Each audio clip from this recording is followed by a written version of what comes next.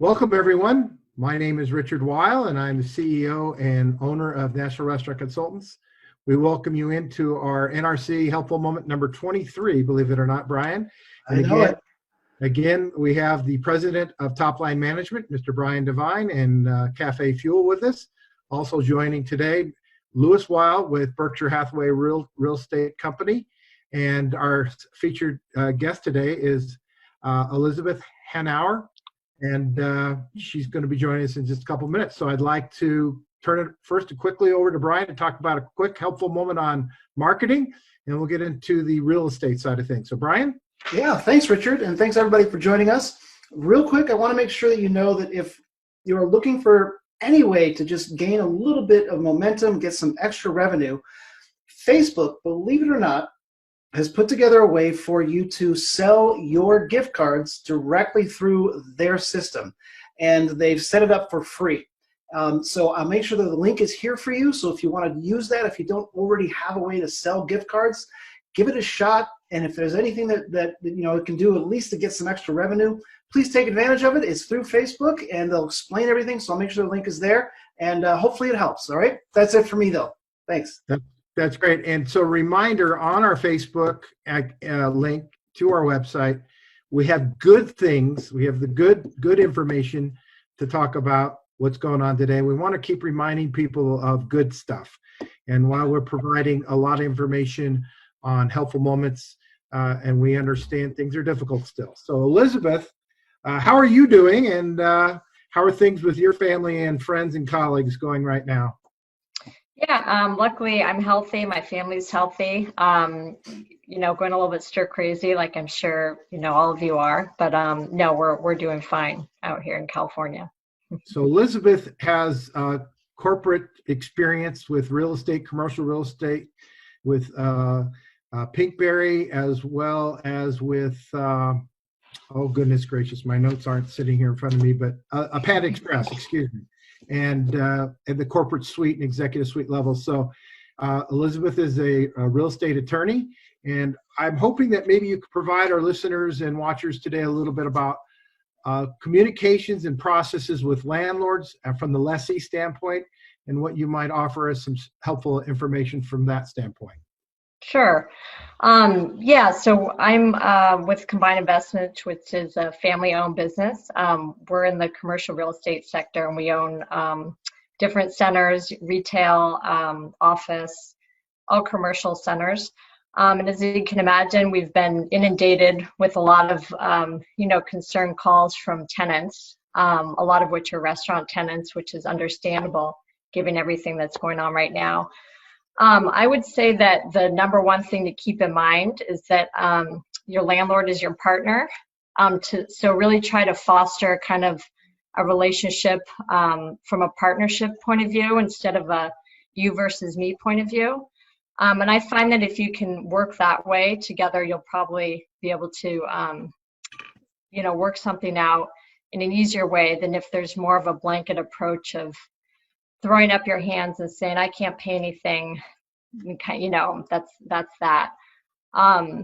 What we've done with some of our restaurant tenants is we have both mom and pop and some national chains.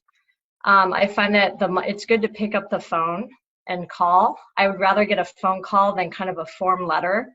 I know that a lot of chain restaurants, especially if they're franchisees, I think the franchisor sends out a template that they send out to the franchisees, and they say, hey, send this to your landlord. And it's kind of a blanket thing that says, we're hereby demanding, we're not going to pay rent for 3 months, this and that. And it's a very template type of letter. Of course, the landlord is thinking, well, what about the franchise fees? Maybe you should go there. So these kind of standard letters are, I think, maybe less well received than picking up the phone and trying to have a conversation with the landlord. That would probably be tip one. And then also just, a second thing I would say is trying to come up with a way where you can still contribute something so you're not getting too far into the hole, so to speak. For example, still continuing to pay common area expenses, taxes, insurance, because those are fixed expenses for the landlord, nobody's going to get away with not paying taxes or insurance. And then maybe seeing what you can work out for the base rent, maybe deferment of say 50% of it, spread out, no interest over maybe 6 months, next year, or, if your landlord's generous, maybe even a couple years later, would be one way to go. So we're doing different types of programs depending on the type of tenant as well. So are lease extensions something that landlords may be receptive? I understand the CAM charges for sure, the triple nets, that they need to try and keep those current because you're right, they're fixed costs. Right. But is there a willingness to possibly look at, especially if somebody's in their second, third year of a 5-year, to maybe put a month or two extra on an addendum on the lease? Is that something that landlords may be receptive to? Yeah, that's something that we can do as well. Part of it also depends on what the landlord is able to work out, if anything, with their lender, if there's a lender in place. So remember that the landlords are also negotiating with lenders. And if you've got a lender that's a really large bank, they're not the fastest moving. It's almost like working with the government. So, the landlords right away, when you're getting calls from tenants saying, I can't pay rent, where the landlord is also calling the lender saying, help with our mortgage. And sometimes there's a lot of paperwork, and weeks can go by as well. We're not getting anything. So it's kind of like a trickle down. I mean, it is a trickle down effect, essentially. So, no rent, no money to the lender, then what happens? But yeah, lease extensions are something that, that can be helpful. But I think it's just really keeping in mind, just anything that can be paid is better than nothing. So, and, coming up with a way to work the best, thing out for both parties, obviously. Well, that's extremely helpful, Elizabeth. Thank you very much. Lewis, have you got anything else from the real estate side of things that you're hearing or talking about as well?